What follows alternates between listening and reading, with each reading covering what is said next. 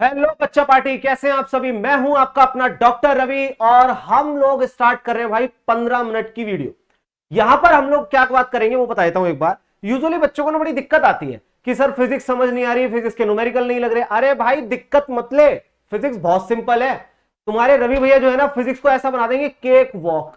कहने का मतलब फिजिक्स इज नथिंग। तो हम क्या करेंगे, आज हमारे पास एक टॉपिक है जिसका नाम है डायमेंशन फॉर्मूला। क्लास 11 का टॉपिक है ये, चैप्टर नंबर 1 का।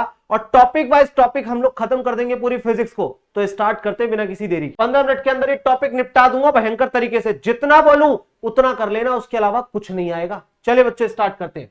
How to make dimension formula. तो भाई सबसे पहले जानने की रिक्वायरमेंट है कि डायमेंशन क्या होता है।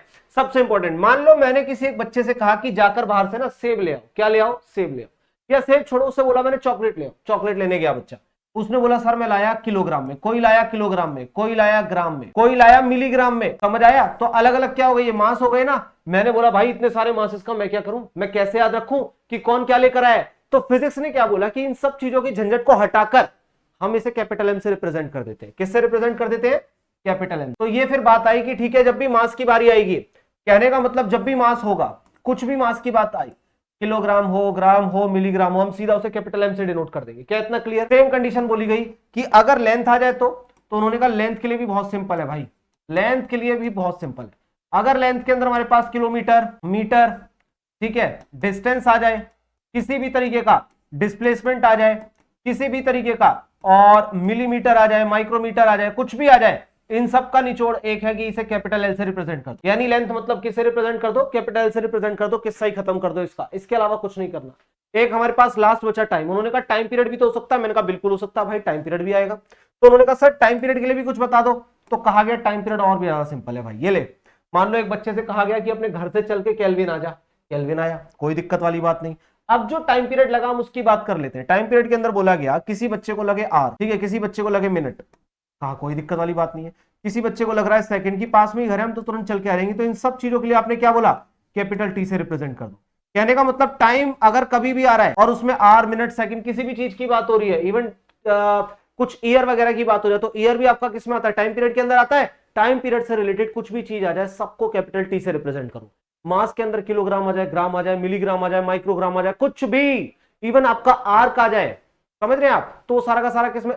किलोग्राम नहीं। इसी तरीके से अगर हमारे मास के लिए कैपिटल एम रिप्रेजेंट करेंगे तो क्या बोलेंगे हम लोग? किलोग्राम आ जाए, माइक्रोग्राम आ जाए, मिलीग्राम आ जाए, मतलब कुछ भी मास आ जाए तो कैपिटल एम से रिप्रेजेंट हो जाएगा। सेम कंडीशन अगर कुछ भी डिस्टेंस आ जाए, यानी कि आपके पास किलोमीटर, मीटर, माइक्रोमीटर, मिलीमीटर, कुछ भी, आप उसे सबको रिप्रेजेंट करेंगे किससे? कैपिटल एल से। That's it. इतना क्लियर हुआ आप लोगों को? आगे चलते हैं। नेक्स्ट हमारे पास सबसे पहले हम लोग देख लेते हैं कि किस तरह से हमें डायमेंशन फॉर्मूला को पढ़ना है। तो भाई साहब हमारे पास होती है एमएलटी। आपके पास जो भी फॉर्मूला आ जाए आप उसे एमएलटी की फॉर्म में लेकर के आएंगे। अब डायमेंशन फॉर्मूला निकालने की दो ही चीजें होती है, या तो मुझे उसकी यूनिट पता हो या मुझे फॉर्मूला पता हो। तो डायमेंशन फॉर्मूले के लिए हम यहां पर लिखेंगे, डायमेंशन फॉर्मूले के लिए आप क्या करेंगे यहां पर बच्चे? डायमेंशन फॉर्मूला बनाने के लिए आपको दो चीजें पता होनी चाहिए, या तो आप यूनिट जानते हो, ठीक है, या फिर आप जानते हो फॉर्मूला, जिस भी चीज का आपको बनाना। अभी काफी सारे एग्जांपल इनसे रिलेटेड देखेंगे और आप देखना कि आपसे खुद से क्वेश्चन होने लग जाएगा। सबसे इंपॉर्टेंट ये सिर्फ दो चीजें मुझे पता होनी चाहिए, और वो क्या क्या है? या तो मुझे पता हो भैया यूनिट, यूनिट के बाद या फिर मुझे पता हो क्या इसके बारे में? फॉर्मूला। अगर मुझे दोनों चीजों में से कोई भी एक पता है तो मेरा काम हो जाएगा। एक एक करके एग्जांपल की तरफ चलते हैं। सबसे पहले एग्जांपल आपके पास आया भैया एसिलेरेशन। क्या आ रहा है बच्चा पार्टी? एसिलेरेशन। तो बोला एसिलेरेशन का कैसे डायमेंशन फॉर्मूला निकाले? तो मैं जानता हूं कि जो एसिलेरेशन होता है ना, जो मेरे पास एसिलेरेशन है ये रहा, इसके लिए जो मेरे को डायमेंशन फॉर्मूला निकालना है, एसिलेरेशन की यूनिट होती है, यूनिट होती है इसकी एक, और वो यूनिट क्या होती है बच्चों? मीटर पर सेकंड। मैं जानता हूं मैं एसिलेरेशन को किसी भी चीज में निकालूं, मेरे को क्या मिलेगा? यूनिट मिलेगी। अब अगर यूनिट मिलेगी तो भाई साहब क्या होगा यहां पर बताओ एक बार? मीटर किसकी यूनिट है? बोल भाई, मीटर किसकी यूनिट है? तो मीटर यूनिट है आपकी डिस्टेंस की, और सेकंड किसकी यूनिट है? टाइम की। तो मैंने क्या बोला? डिस्टेंस में कुछ भी आ जाए कैपिटल एल से रिप्रेजेंट करो, टाइम में कुछ भी आ जाए कैपिटल टी से रिप्रेजेंट करो। तो क्या हो जाएगा? ये आपके पास जो एक्सेलरेशन है इसका डायमेंशन फॉर्मूला बनेगा एल अपॉन में टी स्क्वायर, यानी कि फाइनली क्या बन गया? एल टी माइनस में two, L T minus two, ये स्क्वायर ऊपर जाकर माइनस में हो जाएगा। समझ आया? इतना सा काम करना है। सोचो इतना सा काम करते ही डायमेंशन फॉर्मूला पता लग गया। या तो मुझे यूनिट पता हो या फिर मुझे पता हो उसका फॉर्मूला। इतनी चीज अगर मैं जानता हूं, इतनी चीजों का मुझे ज्ञान है तो काम आ गया। ये देखो आगे चलते हैं। नेक्स्ट हमसे पूछा गया वेलोसिटी। अब वेलोसिटी की भी तो मैं यूनिट जानता हूं। अब इसे ना दो तरीके से करेंगे वेलोसिटी को, एक तो करेंगे हम लोग यूनिट से और एक करेंगे हम लोग फॉर्मूले से। ये देखिए, तो मैं बीच में ऐसे लाइन ड्रॉ कर देता हूं एक, तो हमें पता चल जाए, जिससे ना आपको दोनों चीजें क्लियर हो जाए। ये लीजिए, अब यहां पर मैं लिख भी देता हूं, यहां पर लिख भी देता हूं आप लोगों के लिए, ये लीजिए, ये मैंने बोला बाय यूनिट, इसे तो आप लोग रिजॉल्व करेंगे बाय यूनिट के बिहाफ पर, आप इसे ही रिप्रेजेंट करेंगे। क्या इतना क्लियर है?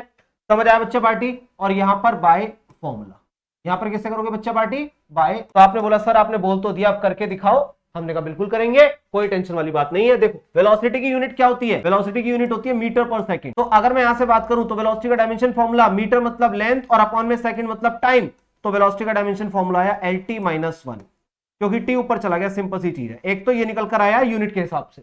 अब आपने बोला फॉर्मूले के हिसाब से भी बताओ, मैंने कहा बिल्कुल बता देंगे भाई। तो वेलोसिटी का जो फॉर्मूला होता है बच्चा पार्टी, वो होता है चेंज इन डिस्प्लेसमेंट अपॉन में time, change in displacement upon में टाइम। तो ये हमारे पास आया फॉर्मूला। तो आपने बोला ठीक है, डिस्प्लेसमेंट मतलब क्या होता है? डिस्टेंस। तो अगर डिस्प्लेसमेंट का मतलब डिस्टेंस होता है तो इसका मतलब यहां पर क्या आएगा? बताओ जल्दी से, L आएगा। और हमारे पास अपॉन में क्या आया बच्चा पार्टी? टाइम। टाइम का क्या आया? T। तो क्या वेलोसिटी यहां से वापस से LT - 1 हो गई? कहने का मतलब आप चाहो तो यूनिट से सॉल्व करो, आप चाहो तो फॉर्मूले से सॉल्व करो, चीजें बिल्कुल सेम आएंगी, इसमें कोई आपत्ति नहीं। जितना बता रहा हूं ना, जितना बता रहा हूं भाई साहब, उतना जितना बता रहा हूं उतना कर ले, नंबर A1 नंबर आएंगे। पक्की बात है, जितना बोल रहा हूं उतना कर लो। देखो यूनिट से समझ में आया बच्चा, और आपको फॉर्मूले से समझ में आया बेटा?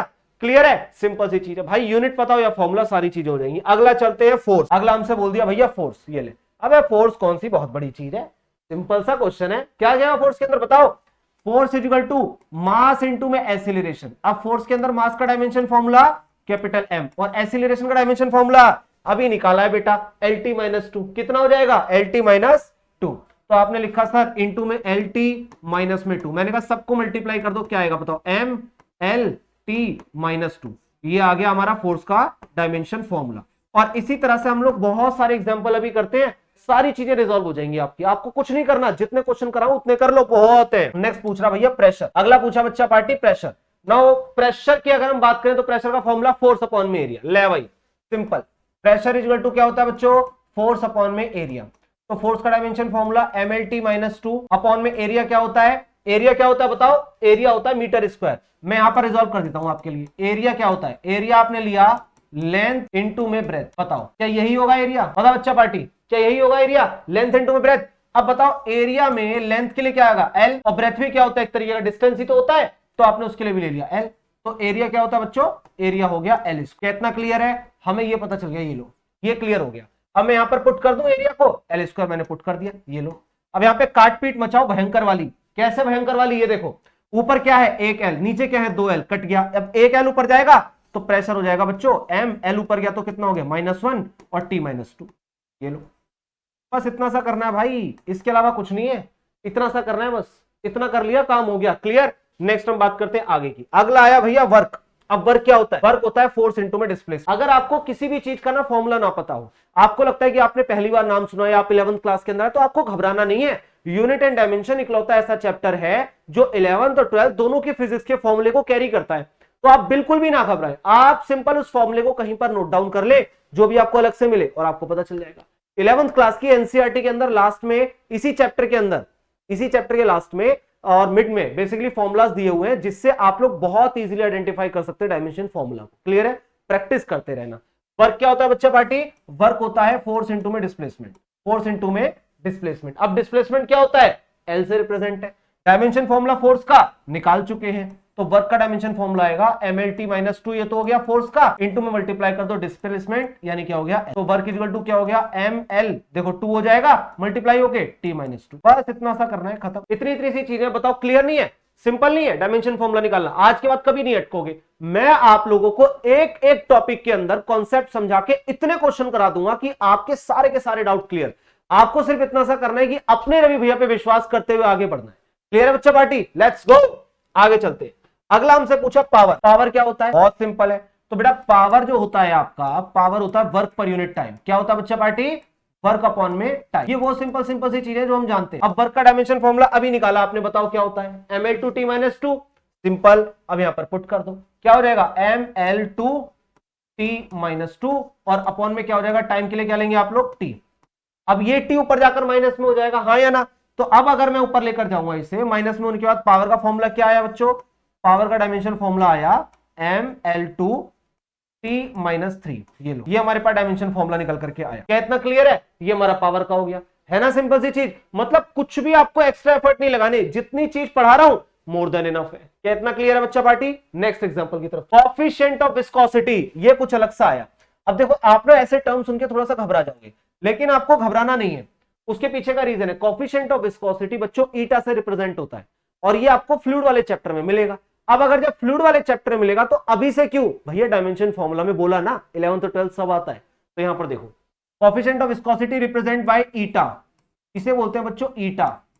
ये लो, अगर आपको रिप्रेजेंट करने में दिक्कत है, ईटा एन की टांग पकड़ के थोड़ा सा लंबा खींच दो, ईटा बन जाएगा। इसका फॉर्मूला क्या होता है सर? फॉर्मूला होता है बच्चा पार्टी एफ इक्वल टू 6 पाई, थोड़ा सा इधर लिखते हैं, हमें वो मिल जाएगा करने के लिए एरिया।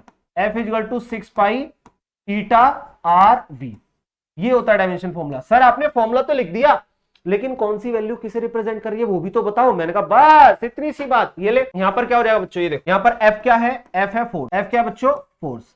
6 पाई आपका कांस्टेंट, 6 पाई क्या है? कांस्टेंट। और कांस्टेंट का डायमेंशन फॉर्मूला नहीं होता, इसे यहीं पे अभी के अभी लिखो, यहां पर लिखो आप कांस्टेंट का डायमेंशन नहीं होता, कांस्टेंट का डायमेंशन नहीं होता। सिंपल। अब आपको एक नई चीज पता चल गई ना कि अगर कोई भी वैल्यू कांस्टेंट है तो उसका डायमेंशन नहीं होगा, खुद का डायमेंशन नहीं होगा, वो दूसरे वैल्यूज के थ्रू आप डायमेंशन फॉर्मूला निकाल सकते हैं। वो हम लोग सीखेंगे नेक्स्ट टू नेक्स्ट टॉपिक में। मतलब कुछ आने वाले टॉपिक्स के अंदर आपको पता चलेगा मैं क्या कहना चाहता हूं। अभी फिलहाल के लिए आप इतना लिखे, कांस्टेंट का खुद का डायमेंशन नहीं होता। अब अगर मैं बात करूं नेक्स्ट, हमारे पास क्या बचा? ईटा। ईटा तो आप लोग जानते हैं जो हमें निकालना है, coefficient of viscosity, coefficient of viscosity, viscosity. ये लीजिए, ये लो बच्चा पार्टी। आर क्या है हमारे पास बताओ? आर क्या है? Distance. R is a distance, simple इतना याद रखो। वी मतलब वेलोसिटी, वी मतलब क्या बच्चा पार्टी? वी मतलब वेलोसिटी। ये लीजिए, इतना सब कुछ हमें पता चल गया। और अब आपसे सिंपल सी एक चीज पूछेगा और वो कहेगा कि कैसे भी करके मुझे डायमेंशन फॉर्मूला बता दो। F equal to 6 pi eta R B. Simple, आपने बोला कि हाँ भाई ठीक है, F equal to 6 pi eta R B, eta की निकाली डायमेंशन फॉर्मूला।